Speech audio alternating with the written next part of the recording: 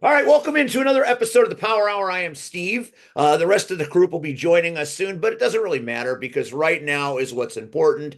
And joining us is CSW superstar, wrestling superstar in general, Lili LaPescadita. How are Thank you? you. I'm fantastic. Thank you so much, Steve, for having me on. I am so excited. It's rare that the CSW hierarchy comes on this show. Even though I'm GM and I'm the voice and I do all the stuff that I do, I Hmm. ask people and they're like, "Well, I don't," so it's like I get left on red a lot. So Oh, that's maybe you mean. are my luck turning the right way. Yes. And you'll Yes, show you'll you're show correct. people like Missa Kate and those people that don't go to my podcast that it's fun to do and we're okay with it. Yes, 100%. You have how long have you been doing this specifically? How many years? So I've been wrestling. The first time I stepped into a ring was about 3.5 years now.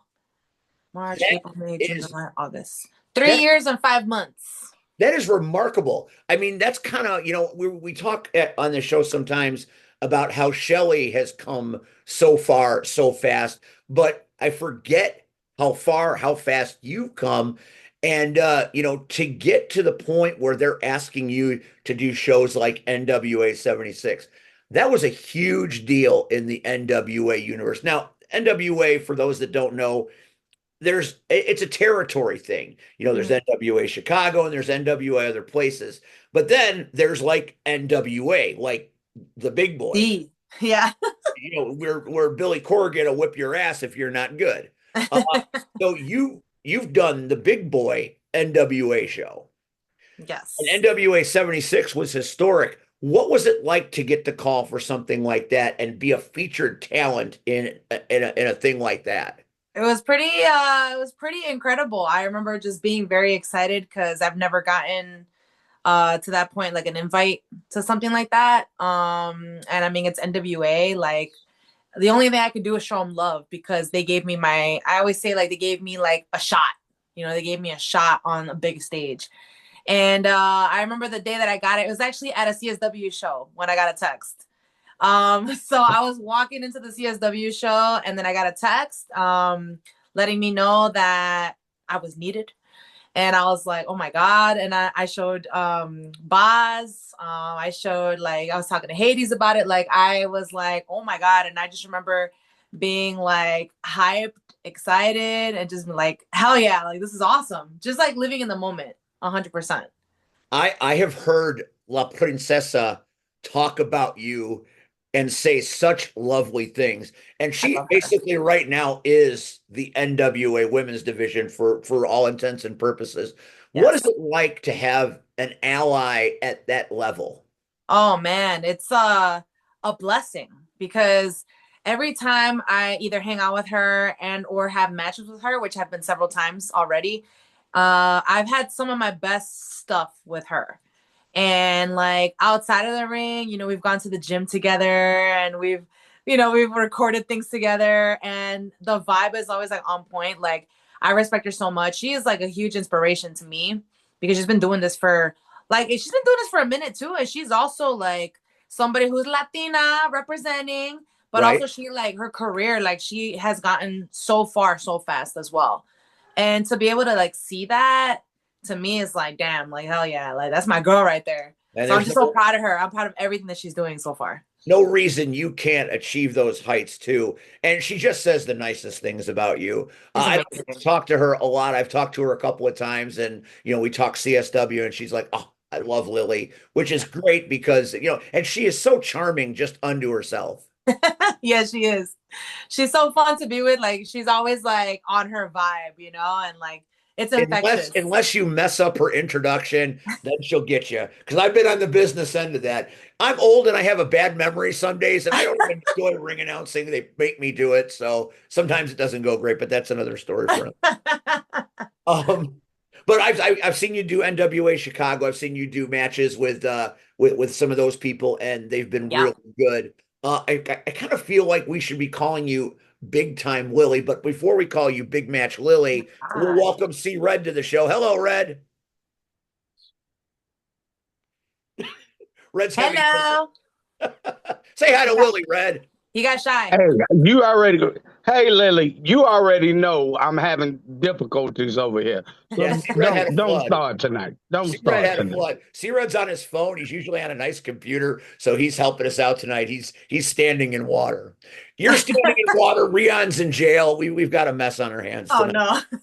And that's a story. That's another story. But anyway, moving back to the big match Lili, which we've called you that a couple of times on commentary, because it just seems like the matches are never too big for you. And we're going to take it back to that match with career killer Chris Miller. And being no holds barred, being no DQ, tables, ladders.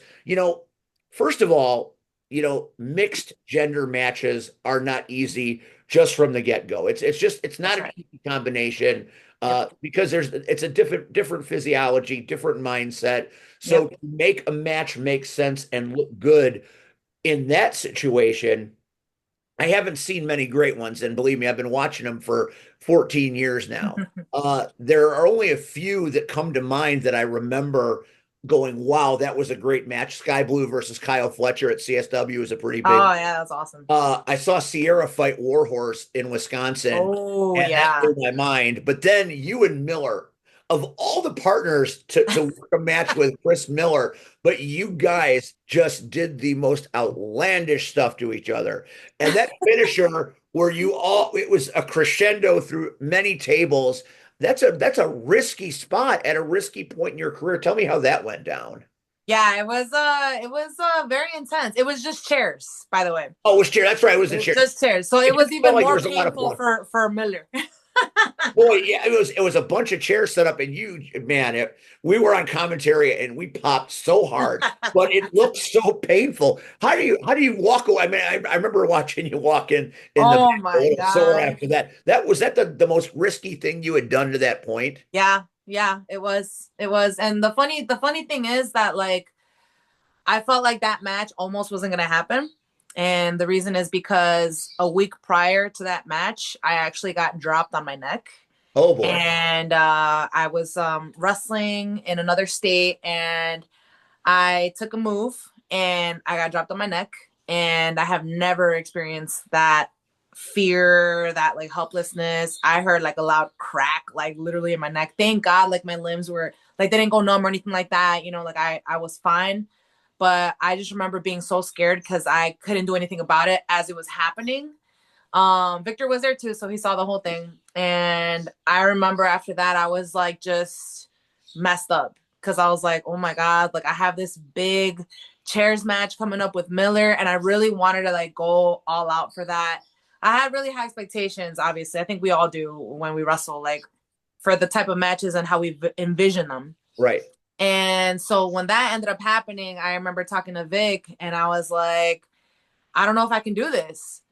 And he was like, yeah, you can. He's like, you can do it. And I was like, yeah, you think so? He goes, yeah, you can do it. And so like basically day by day, like as we started getting closer to the match, I started feeling just better mentally. I think it was a big mental thing Yeah. for me, honestly, because I just got really scared. I've never had that happen to me before in wrestling. And never again, right? Knock on this. But when that match came about, like I think that match was one of how you have like a defining moment in your career, like a Right. first, like that you went from here to here. That was that match for me. After that match with Miller, like I felt like I went from one step to the next one, and I could never go back. And I was so happy about that. Like I had the craziest feeling. Like I felt the crowd. Like I had never felt that before. Like everybody was just there, invested in the story that we were telling in the ring, but also the year-long story that we had going on up until that point, because that shit was like a year. A year. Miller That we invading were every just women's going match. back and Yeah. forth. It was Yeah, it was a long wonderful. time. Yeah, yeah, yeah. It was a long time, but like it was just such an amazing, satisfying feeling. Just literally laying there in the middle of the ring, like just looking at the lights and just being like, "Damn, like this is my life right now. This is crazy." So But yeah, you're it was you're intense. you're up there on the turnbuckle, and you and Miller are about ready to do this crazy maneuver. What's going through your mind? You're fresh off of an injury. Your confidence is a little shaky, but you're a little bit better. And now here you are, like standing at the edge of the abyss, and not knowing what's going to happen. What is going through your mind at that point? Just pure adrenaline, honestly. At that point, it was just pure adrenaline. Like, I think that's when the training kicks in. It's weird because, like, you train and you train and, like, you don't realize it, but you're picking up, like, habits when you're training, obviously, right? But then when it's time to execute, lots of times during matches, you just do it. And your body just does it. And it knows how to move. It knows how to fall. It knows how to do all those things. So you just go into, like, autopilot and you're just high on the emotions. And I literally felt like I was on autopilot. Like, I was like, okay, here we go, And then it happened. And then I was like, at that point, there was nothing I could do to control how I felt, how Miller felt. Like, there was nothing I could It do. was So I in just went God's with it. hands. Yeah.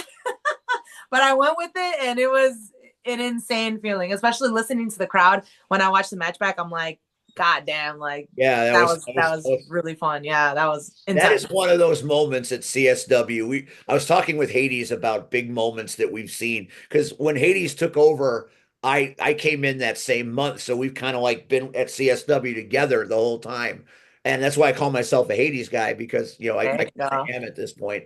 I like that.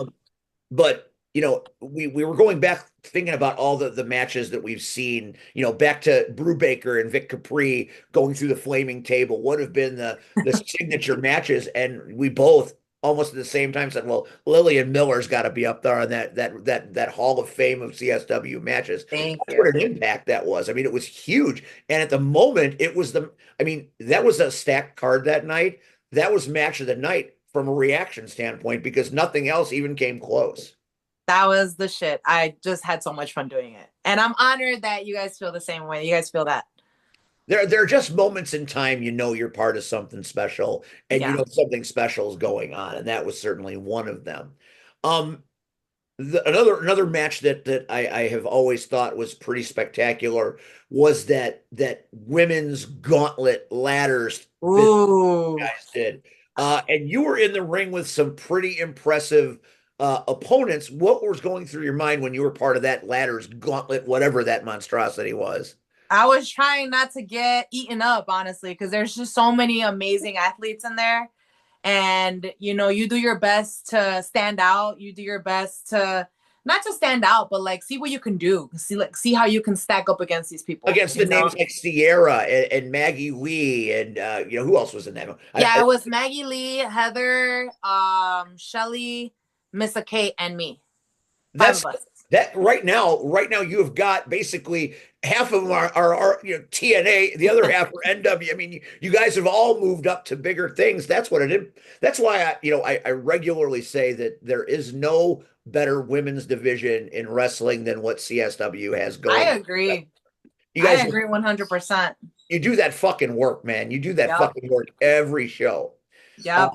I agree 100%. It's crazy to think about it like that because, like me, Maggie, and Amina started together basically. We started around the same time. And so just to see how far we've each come, like in our own right, like it's just really cool. And to be able to like go back to that match, and I took a power bomb on a ladder. That was the I craziest thing I've remember. done. Yeah, like damn Maggie, I hate you. Not just kidding. That's a lot But like elegance that was now. one of the craziest things that I've done. And I remember again, it was just adrenaline. It was just you just trust your training and you just do it. Like it just happens and you just pray that everything goes good. And thankfully everything went good. Being in the ring with Heather. Sadly, I haven't had a match with Heather yet, like a singles match. Well, we'll But fix that. I know that'll happen soon We'll in due fix that. time. We Yep. you're in that moment in your career where you're getting these matches that you want because you've worked so hard to get where you are. So I Mm-hmm. have a feeling that will be around the bend. You Oh, keep talking 100%. about your training and instinct kicking in. Yeah. Where does that come from? Who trained you? Who is the person that made you ready for chaos like this? Well, of course, Mr. Steve Boz and Jason. Oh, not the Hades. boss father again. Yep. That's where I started training. I started at CSW. Had no prior training before that. I've never stepped into a ring. Vic has had prior training, the prior wrestling training before he got to CSW, but I hadn't, and so I was like just brand new. Like I had no idea what I was doing. So you're a CSW girl. Yeah, That's CSW. That's right, through and through. And so I started training there. I learned all the stuff, all the basics, all like the psychology and stuff, I started picking up from there. Boz was just awesome, and Hades, like both of them have always. Oh, hang on one sec. Okay, both of them have always taken their time with me, and been patient with me. So it's been incredible. And then right now, me and Victor are both training with Mustafa Ali, and it's been insane just being able to be in the ring with him. And we've been there for almost 4 months now. And honestly, like, it's just like a whole nother vibe. It's a whole nother vibe, like being in that environment with somebody like that. Well, C Red knows a little bit about Ali and Boz. What do you think about what Lily just said? I mean, is that the best training you've ever heard in your life? I'm I'm biased. You know that. Boz is one of my trainers. So hell, that shows you how old you are, Boz. Um, Boz don't watch this. I know. But I'm also happy to hear that, they both realize that, training doesn't stop, Yes. and to go to Ali, um, who, everybody knows I love Ali dearly. What he has done, um, is remarkable. So to know that he's doing what we were taught to do and pass on that knowledge to those behind us, because we can't keep this shit. So why not pass it on? So to know that he is taking that step and opened up a school to help young people uh, achieve their dreams. But I mean, hell, Lily, damn, like what else can you learn, girl? I mean, you're like shit. You're the shit right now, like. So I Gas mean, me up over here, man. so Steve already knows. So the very first time I saw you, like, I was like, okay. I'm like, all right, another female match. Okay, here we go. Let's see what this does. Oh, And you blew me the fuck away. Oh my gosh, thank you. And I was like, and I told Steve the next week we were doing the power hour. I was like, dude, like, where the hell did she come from? Like, she's not been on the radar. So where did she come from? Like, the way you move is so fluid and so crisp. And then your look. And then I'm like, then we both won NWA. Before it was NWA Chicago. Mhm. We were both on NWA. And you guys were right before me. And I were was you so peeking? Were you peeking through that curtain, Red? no, because that was the thing. Anybody knows anything about that building, there's a little door right there to Mhm. go on stage, and there's monitors. Mhm. And I literally was like I guess the owner of the building or the guy running the building, like he kept getting it in the fucking way, and I'm like, "Would you fucking move so I can watch this women's match? Like they are killing it right now." And then it was funny because I knew like we had this whole thing with Billy coming up, during right after our match, but I kept thinking in my head, I'm like, I hope Miles doesn't fuck this up. Like, how do how do two singles guys, like, how do they follow that? Like, there's gonna be no way. Like, they gotta tear the fucking house down. And I kept elbowing Miles, like, bruh, you better fucking bring it, bro. You better bring it. I'm like, Lily just tore the house down. And Oh I'm my like, oh gosh. my God, but you are such a wonderful talent, not just female, just period, you know. And then in the short time that you have done this, you really couldn't have told me that. You couldn't. I really would have thought you would have had some prior training before CSW. Mm-mm. No, yeah. So I mean, for you to have picked it up so naturally and again so fluently, like you're awesome. But to go back to Steve's question, you have two of the best trainers ever. So Yeah, it's definitely thank you so much for those words. Like gassing me up over here. It's nice to hear that. I feel like, as workers, like we're really hard on ourselves, because we just want to be the best. And like you have a match and then you're like, damn, that was okay. Like I felt good. You watch it, you're like, damn, that wasn't good. You start to but nitpick it and stuff. we all do that because again we're our hardest critics. Yep, that's You right. know, and everybody's like, "Oh, you go to a show and the promo, oh, you did exactly what I needed you to Yeah, do. yeah, yeah, yeah. It was perfect. There was no fuck ups. You guys were great, right?" And then you watch it and you're like, "Nah, I fucked up there, and then I Yeah, fucked up exactly. there, Like, and damn, then I that fucked looked up." bad. This look bad.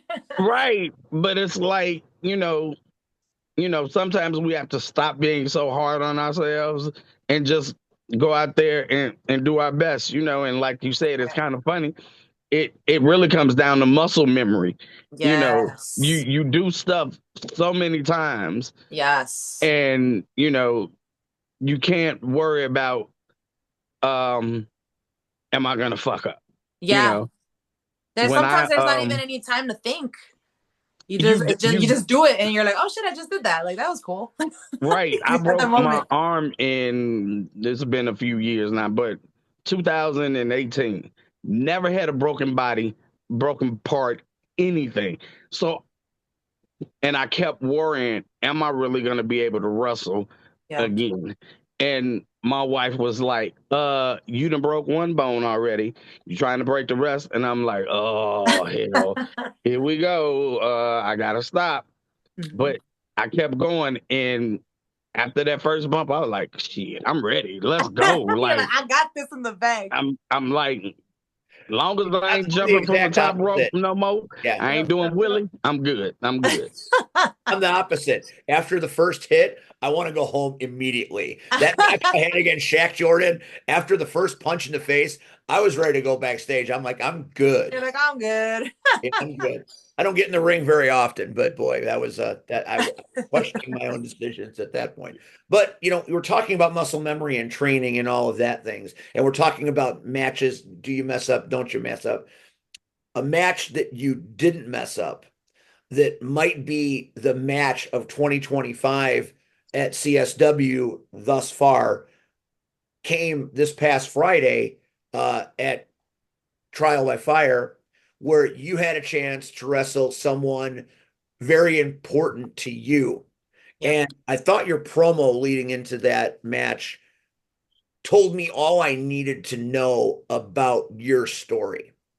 This person affected you in a way, and now here you are a few years into it, and you get a chance to stand across the ring. So not only is it a thrill for you to wrestle someone you consider an inspiration or a hero, but it also gives you a chance to test yourself against one Yes. of the best mat technicians that has ever laced up boots, woman or otherwise, in La Yep. Virtuosa Diana Perrazzo. Yep. Tell us the story of the impact she made on you before you became a wrestler. Well, when I first started wrestling, man, like women's wrestling is complicated. It's Yeah. very complex. There's the good, the bad, and the ugly in women's wrestling. I feel like for myself, I've always been somebody who have not always been comfortable with the way that I look. And it's funny because when I was younger, I always was very self-conscious about my body and stuff. And I always wanted to be as small as I could, to be like everybody else. And as time went by and I got out of high school and I started playing soccer, soccer is my first love. It's my first passion. So I was Really? playing a lot of I did not soccer. know that. That's pretty amazing. Boy, Yes, that'll I test your love soccer. endurance. I love soccer. I did actually go semi-pro for a little bit, so that was really fun. Really? Yeah, up in Elgin, Illinois. So that Oh, was you're giving me new commentary tools. that was a journey. That was really fun. Um, No then wonder her after that, I kicks hurt. started. What was that? No No wonder wonder you're. your kicks hurt. Of course, of course. I'm a lefty too, so there you go. Oh, watch out. After that, I started powerlifting. And then I started competing in powerlifting, which lifting the most weight that you can for a single rep, squat, bench, and deadlift. My top squat is 391 pounds. My bench is 176 pounds, and my top deadlift is 407 pounds. And I Holy weigh cow. 150 ish. But it's been so fun to start to go in those athletic routes. I feel like just athletic shit has always been my thing, like just my love. Um, but during powerlifting is when I was like, you know what? This body actually is a good body because it's able to do all these things. And I have a bigger frame, so I felt like just more powerful. And then when I started taking lifting seriously, I was like, damn, I actually look pretty good. Like, what the fuck? Like, where'd those shoulders come from? When before I was really subconscious of them. I hated my shoulders. I hated them. But now I'm like, oh shit, like that actually looks pretty good. Like, okay. But now translating it to wrestling, it gives me a different look because not a lot of girls I feel look like me in the way that I just have a bigger frame. My back I'm a big back bitch is what I always say. Like I'm just bigger in general. And so when I started watching wrestling, when I got into wrestling, I was like, damn, it was that same thing. Oh man, all these girls, I don't look like any of them. And I was talking to Vic and I'm like, so should I wear what they wear? Like, what do I wear? I feel uncomfortable wearing that personally for me. And he was like, no, do you. Like, what would you do? Whatever you would do that. And I'm like, but it's kind of weird because no one's doing it. And he's like, so what? Like, that's the thing that's important. Like, just you be true to yourself. And so when I started watching women's wrestling, I stumbled onto a match. It was actually between Masha Slamovich versus Taylor Wilde at Impact. This was like in 2021, 2022. Good ass fucking match. Masha wears pants. To me, I was like mind blown because I'm like, oh shit. And she looked like an athlete. I was like, oh damn, like this girl is like, she's not a model. She's powerful though. The second match I saw in that same night was Deanna Purrazzo versus Masha Slamovich. And you already know. Look at the way that they are. Look at how they look. Look at what they're wearing. And then on top of that, the way that they wrestled. So that to me was just so impactful to be able to see women wrestling, and it looked like they were fucking kicking each other's asses. Like they were really fighting. And I'm like, ooh, I want that. I want to do that. I want to do what they're doing. So yeah, so that's kind of like the background into like me and Deanna. That watching that match with her, and then I started seeing more of her stuff, and she's just so good, man. She's just so talented. She has an amazing story, and I feel like there's so many similarities. She's Italian, she's like a family girl, like Right. her man wrestles. It's like so similar to I'm Mexican, my man wrestles, I have a very tight family bond. Like, so yeah, so I picked up a lot. I was going against a heavy hitter, and I feel like I was able to keep up. I was intimidated, of course, intimidated with like, oh shit, I hope I do good. I hope I don't make her look bad or mess things up. But in the end, I feel good. Am I nitpicking my match? You damn right better believe I am, because I saw it and I was like, oof. But I think I'm very proud of how I performed with her. I think it was probably, your best match that I've seen. And, people, the people are very fickle sometimes. Are you still there? Yeah. Okay. People are kind of fickle sometimes. I kind of feel like, she was getting a little bit of grief, for the fact that, she's a little bit bigger these days. And, I was reading some very negative connotations, but I thought you got the best version of her, which I thought was great. And you guys tore the house down in one of the best matches I've seen this year. How did it feel to be in a match of that magnitude against someone that you really wanted to wrestle and wrestle her so well and end up winning? Uh, excited and surprised, shocked, and humbled because I saw like, you know, the way that she moved, the way that she worked, and I'm like, I want to move like that. I want to do that. And again, I think the adrenaline takes over too, and the crowd takes over. I feel like Chicago style wrestling crowd is very special. I feel like that crowd is a crowd that like they'll eat you up if you're not if you're not performing. Yes, they will. Like, they will fucking eat you up, or they will stay fucking dead silent, and you don't get anything from them. And I appreciate that because I feel like that's something where I'm like, okay, now I got to work twice as hard to make sure that I'm putting on something good for these people, you know, for the fans.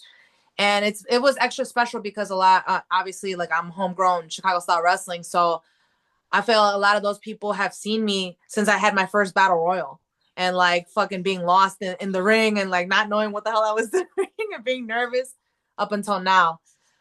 Very powerful moment for sure. The energy was just off the charts.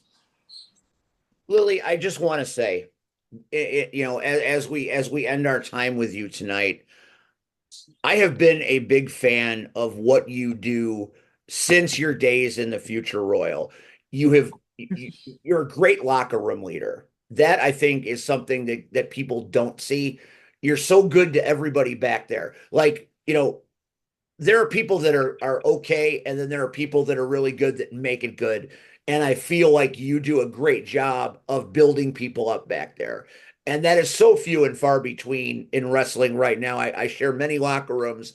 The reason why CSW one of the best is because of people like you, people like Marche that give of their time, and they don't from the smallest person there to the biggest star. You treat Mhm. everybody well, which I think is a wonderful characteristic, and I think that makes you special. Thank you, Steve. I feel like definitely the locker room reciprocates that. Like I feel like everybody in that locker room is just amazing and just such a vibe, such a cool vibe to be with, for It sure. is a lot of fun to be there, and you're part of the reason why it's so fun. Okay, before we let you go, I have to deal with the elephant in the room. Hmm. We all saw what happened after the cameras stopped rolling at Trial by Fire. You're minding your own business, and then all of a sudden the Phoenix Princess comes out, and the next Hmm. thing you know, you're getting a bag pulled over your head. Yep. As general manager, it is within my purview to handle this. How should I handle this? How would Lili like to see this end? Oh man, you're asking me this. Uh Because, you know, we gave you Deanna Perrazzo.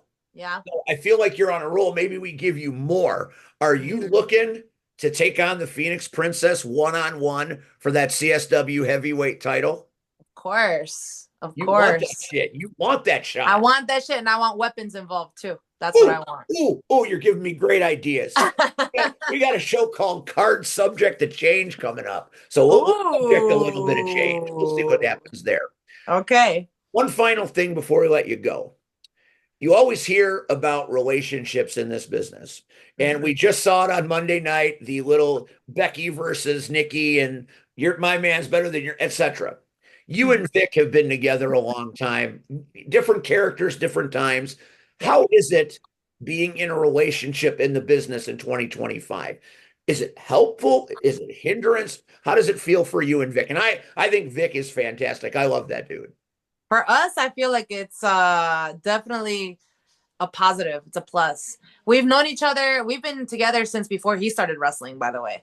So I met him when he was a football player, you know, and so like Man, seeing I'm him finding all transition. kinds of shit. Football players and soccer players. This He is played college fantastic. ball. Yep, he played college ball. So like being able to see him grow from make the transition from, you know, college sports to pro wrestling was mind blowing. And I think that's one of the reasons why I wanted to be involved and I wanted to do this because, you know, I would be the good girlfriend and I'd go watch him, not really understanding what was happening, but I wanted to go cheer my man. But then after a while, like, you know, I would ask him how it went if I didn't go to a show, and he would be so excited, telling me everything. And I don't know what he's talking about, but I loved his excitement. And I was like, damn, I wanna feel that. Like, where is that coming from? Like, I want to feel that way too. that's a huge reason why I started pro wrestling. Like he never told me you should wrestle. Like he never ever told me none of that. I was just one day told him I think I want to wrestle. He's like, really? He's like, all right. He's like, well, come to CSW then. Come to a training and see if you like it. And then that's when I first went. But I think that the positive sides is we have each other. We're a very similar mindset with the way that we push each other. We put our heads down, and I feel like we just have been grinding for a while. Him longer than I have in this business. And I feel like that inspires me to continue to push. Then there's like, you know, parts where we go to training together at Ali's now. We do a lot. We travel together now far. When we have far shows, we travel together. So we spend a lot of time together in wrestling, and it's really great. You know, like I tell him too, like don't baby me, like tell me what's up with my stuff. You know, because I want to get better. And to me, that's not a hindrance. I've heard other people in relationships and wrestling say, "No, I want him to treat me like his girl, and that's it." And I respect that. But like for me, when it comes up to wrestling, like the wrestling part is very important. You want to get your shit in. Yeah, exactly. Like I need you to tell me how to fix this because you know what's up. But on the other side of that though is the and I'll touch on this quickly. Is the side of the scary side where people get hurt. And you know, he had an injury in December at the big show at Chicago Style Wrestling in Elmwood Park. And that honestly was one of the scariest things I've ever experienced because Scared a lot of people. I felt like JR when the blue blazer fell because we yeah, had no idea what was going on, and I was commentating during yep. the situation. So it was very scary stuff. It was really Hold on. I don't want to cut you off, but oh for yeah, some yeah. reason my Zoom is being funky, and I don't want to cut you off in mid. Oh yeah, yeah, yeah, of course. So I'm gonna end this session, and I'm gonna start another session. If you can hang on for 1 second, we had Yes, a of power course. outage, and the computer is completely fucked up. We'll be right back with part 2 of the Power Hour in just a moment.